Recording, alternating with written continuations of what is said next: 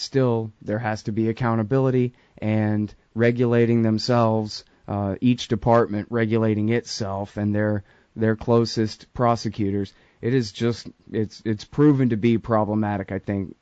Most people agree. I don't think it's a partisan issue or anything. I think people now, we're coming to a consensus about this, and you are really just leading the way on what can be done, at least for a start here. This is just humongous, and so thank you on behalf of all freedom-loving people in America. This is so important, and thank you very much.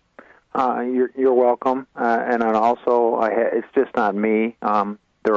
It's a group in addition to myself. Mm-hmm. Also, we had to have some very bold legislators that were willing to take a try at this, and we were able to navigate the system, and we were able to get the bill passed. Mm-hmm. Well, and you were able to create a consensus among the interested political parties and associated groups and interests and so forth in your. And you can see through the dash cam video of the officer's vehicle that my son drove perfectly straight and stopped at the stop sign and stopped in front of his house.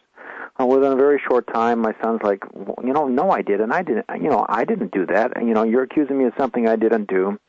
There was a scuffle. My son was you can hear him say something like, "Hey, why are you kicking me? Quit kicking me."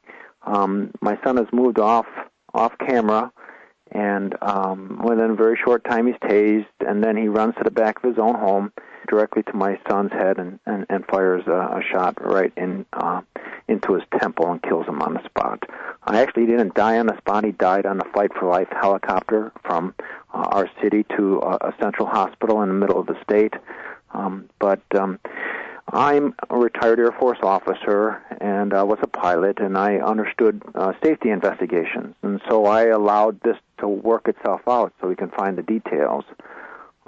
Essentially, the officers cleared themselves of wrongdoing within 48 hours before witness statements were taken, before the autopsy was complete, before crime lab reports came in. These officers rallied around each other and said that they did a review and that the shooting was justified. And the DA also said the shooting was justified. We tried to make a claim. We like, hey, there's a problem here. These eyewitnesses and so forth seen something, and these officers are saying one thing, and they're completely disregarding any of the eyewitness statements. So eventually, we filed a lawsuit in civil and federal court, settled for about $1.75 million. I refused to accept a non-disclosure or confidentiality agreement because it was always my intent to be able to tell my son's story. Typically, in these cases, if there is some type of settlement, the documents are sealed forever, and whatever went wrong remains hidden from the public. Mm-hmm. So it wasn't long after that from day one, we questioned the review process because it was the polar opposite of my Air Force experience. But we ended up campaigning. We took out major ads in the New York Times, Chicago Tribune, Milwaukee Journal Sentinel, so forth. We bought television ads. But what really turned out to be very successful is we ran 12 by 48 billboards along the major interstates in the state of Wisconsin. And essentially it was a large smoking gun, and it said the words, "When police kill, should they judge themselves?" And it sent them to our son's website, michaelbell.info. And at one point we had 43 of those billboards up in Milwaukee in protest of another shooting that was very questionable. It wasn't even a shooting. It was a young man died in the backseat of a squad car as he was begging for assistance because he couldn't breathe, and he was being mocked by the police officers that were on the scene. He ended up suffocating, and that whole thing could be seen in the dash cam video. So our family kept working on this. You have to understand that I am not against law enforcement, that I am a military officer. I did have law enforcement on occasion under my command, and we know that many times the law enforcement can be our heroes. But I was appalled by a system that didn't have checks and balances, and I kept thinking, if I have a blonde-haired, blue-eyed boy killed under a spotlight with 5 eyewitnesses and his hands handcuffed behind his back, and a police officer kills him, and we cannot get anybody to listen to us, what must it be like for the Asian family, the African-American family, the Hispanic family, or any of those groups out there that don't have the means or resources that we did. So eventually, I brought my case to a legislator. His name was Gary Buys, and he's actually a retired chief deputy sheriff in the state of Wisconsin. And I showed him what occurred in our case, and I showed him what occurred in a number of other high-profile cases in Wisconsin, and we started crafting a bill, and it was called AB 409. We had the first public hearing of its type in the nation, and it was an overflow crowd. And essentially, law enforcement came on board because the good officers recognized that there needed to be some checks and balances, and some departments were causing a lot of negative publicity for other law enforcement departments in the state. So that's how our story happened in a nutshell for you, Scott. I see. Well, that very last thing you said there sounds like an important point. Some of the police departments, the other departments felt were making them look bad. We're costing them their credibility, and so they were saying, we welcome accountability since we're not worried about it, but we want that department 2 counties away from here cleaned up because they're screwing up our business here in our county. Is that right? And so that was part of how they got on board? That's exactly right. That's very important strategically speaking. I mean, I don't know if that was just happenstance in this case, but that's very important because, of course, what do these different county sheriff's departments or city police departments owe each other in terms of loyalty? Not when, if you're the Houston PD and the Dallas PD's screw-ups are making you look bad all day, every day. That ought to be a good thing for us to try to turn them against each other. It ought to work pretty well. Well, we provided the opening on the outside and a number of good officers on the inside that respect their profession and knew that there was an opportunity to clean it up, helped on the inside, and eventually the bill had the support from the 5 major police unions in the state of Wisconsin. Wow. All 5 major police unions supported it. That's correct. Wow. I hope somebody smarter and more plugged into me is taking notes during this interview like I am.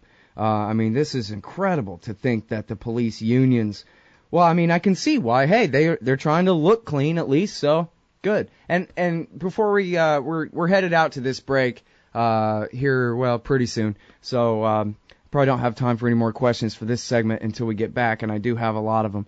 But I just wanted to mention something that a very wise man that I know mentioned to me, which is that something that's changing in America is that the police are becoming more and more militarized, and they're trained in more and more aggressive ways, and to treat regular people, not even real suspected criminals, but just regular people, even suspected of drunk driving, treating them like they're all the most hardened criminals in the world, enemies, and all of that, at the very same time that everyone has a telephone with a camera in their pocket, and at the very same time that everybody's connected on Facebook. So every one of these stories on the local level becomes a national news story.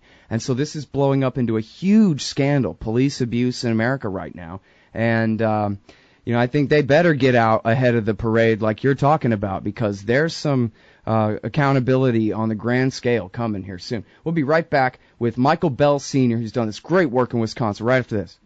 Hey y'all, Scott Horton here for cashintocoins.com. So you want to buy some Bitcoins? Cashintocoins.com makes it fast, easy, and safe to get Bitcoins. Just deposit the money into their account at any of the major banks they support, and then just email them a picture of the receipt and your Bitcoin address, and you get your Bitcoins. Almost always the same day it clears. In a tough, competitive new market, cashintocoins.com has the advantage. A great system and great customer service to keep you coming back. That's cashintocoins.com. Just click the link in the right margin at scotthorton.org.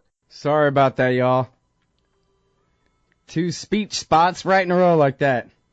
Well, it's not supposed to do that. A little fine-tuning. It'll be fine. All right. Listen, we're talking with Michael Bell Sr. And his website here, I have it, michaelbell.info. michaelbell.info. And that's his name. That's also was his son's name. And I'm sorry, sir, I asked you to give that lengthy description, so you told your whole story there, and then from at the end of it, I started at the end and something you said about getting the cops to support your bill and all of that, but it's not where I meant to start. I meant to start at saying I'm so sorry about what happened to your son. I can't imagine that happening how horrible it must have been, and especially, to die that way and everything. And it's great that, and I don't think you put it this way, but I know from reading about your story that you took the entire settlement that you got from the lawsuit and you put it all toward this campaign for accountability, required an unbiased police review process. And that's just heroic, and it's great, and you're writing American history here. I mean, this is huge. I couldn't state how huge it is, and it's just the beginning, because they're not going to repeal this. They can't, and other states are sure to follow suit. This is going to become a trend, I sure hope, and it could really change things in a major way. And and it's still just, I guess, it's asking other cops to look at it, but still, at least they're other cops, not the very same agencies. Could you please tell us about exactly what the law says, how this is supposed to work? The state police investigate the locals, the state, or what? Well, originally the first version of the bill asked for 3 parts. The first is that if an officer is involved in the loss of a civilian's life, that we make sure that that officer was in a clear frame of mind.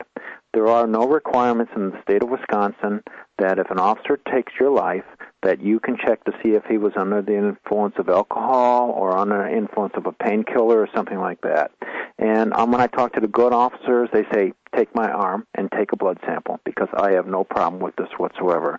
And I was appalled, and here I am, an Air Force pilot, that I knew that the first thing that they would do if you were involved in some type of military aviation crash would be to take some type of blood sample. And if you're a truck driver driving down the road, you're involved with a crash, they take a breathalyzer. If you're involved in any type of factory accident, they do the same thing. But if you're a police officer, you're not required to give any type of indication whether you are in a clear frame of mind or not. So our first version of the bill asked for that. The second version, or the second part of the bill, was if you're involved in a police-involved fatality, that your department cannot investigate yourselves. What they were doing in the state of Wisconsin was called internal organizational review. And our family was saying that this is inappropriate because you're all working under the same chief, and he controls everything. You're going to control the investigation and the review process and the decisions. And we looked at, in 129 years, since the police and fire commissions were founded in Wisconsin in 1885, that we could not find a police department that ever ruled any of its shootings unjustified. In fact, we couldn't find a police and fire commission or an inquest that ever found an officer unjustified in taking someone's life in 129 years. And we felt that that was an impossible record of perfection.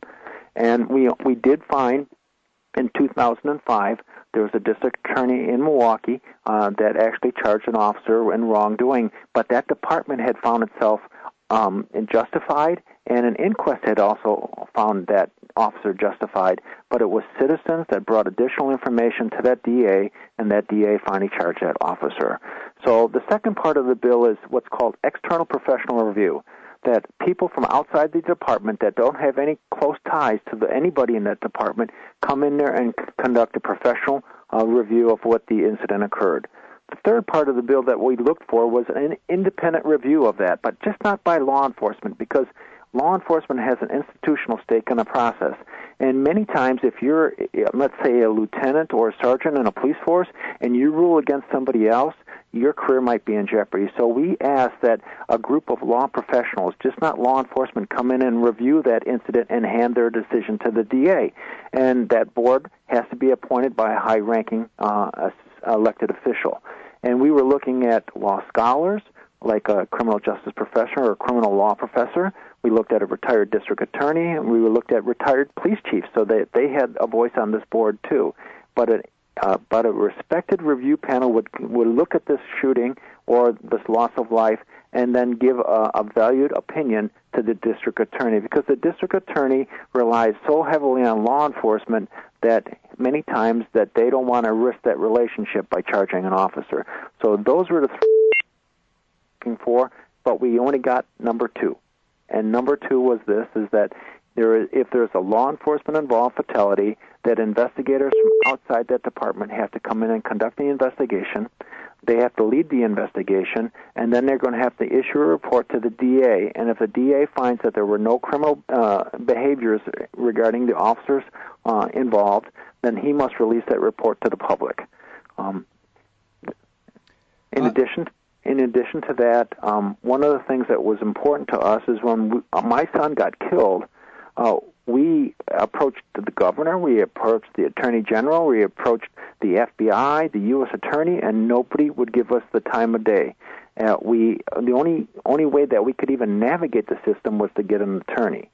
And if that's happening to an educated family, we can't imagine what it would happen to other families that might be involved.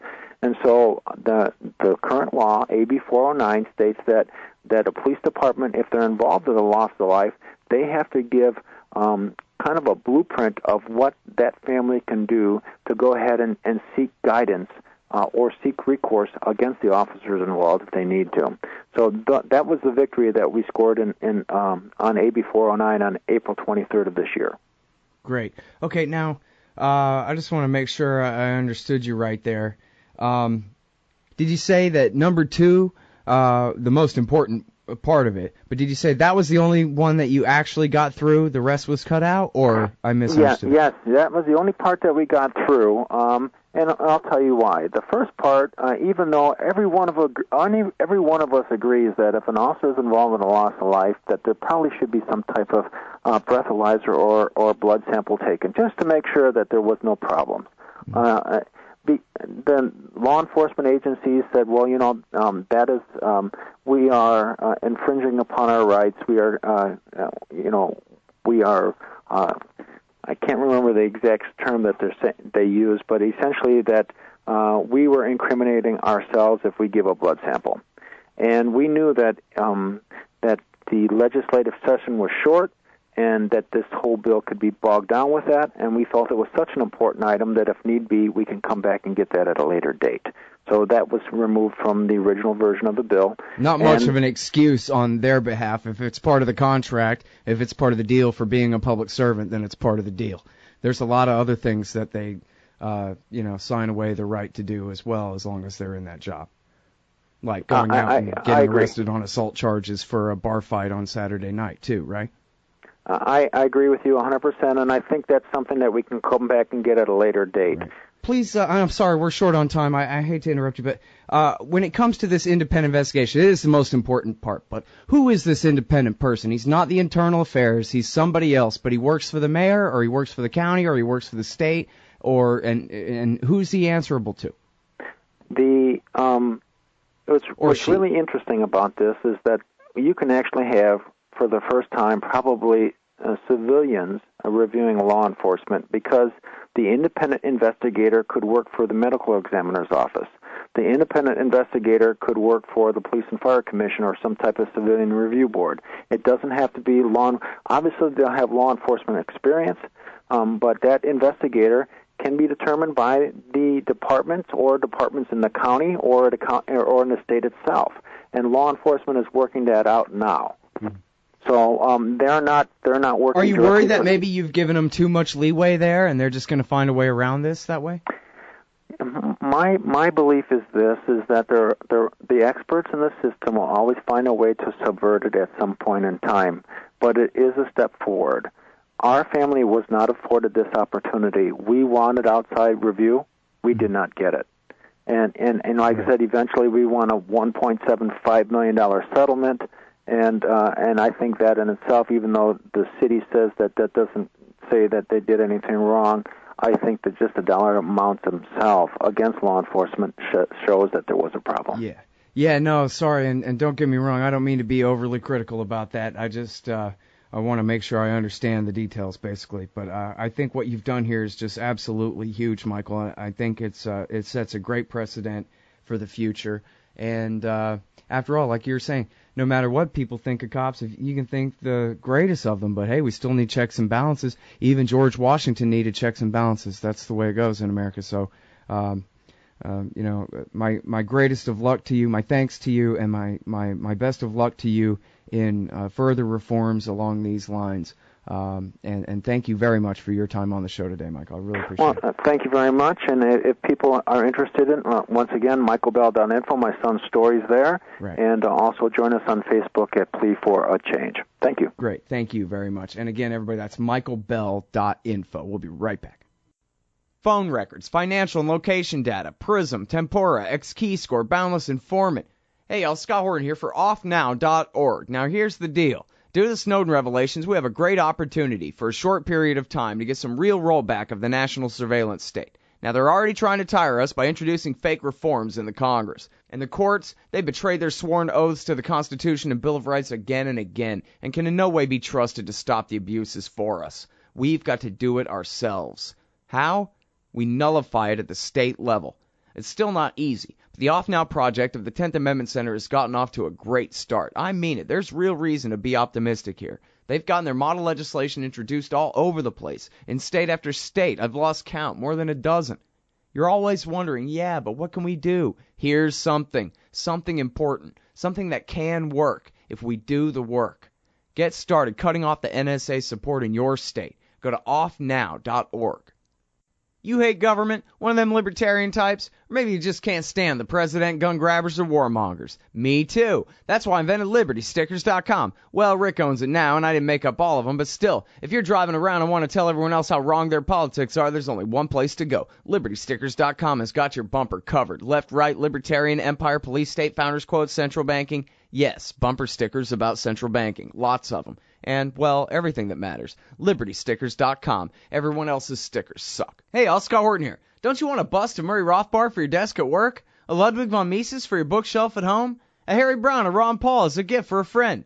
Check out these awesome busts of your libertarian heroes at myheroesthink.com. They come in 6 or 9-inch sizes and now in color, too. Of course, gold, silver, or bronze. I've got the Harry Brown one on the bookshelf in my office, and I love it. Just click the banner ad in the right margin at scotthorton.org and enter promo code ScottHortonShow to save $5. That's myheroesthink.com. Oh, John Kerry's Mideast peace talks have gone nowhere. Hey, all, Scott Horton here for the Council for the National Interest at councilforthenationalinterest.org.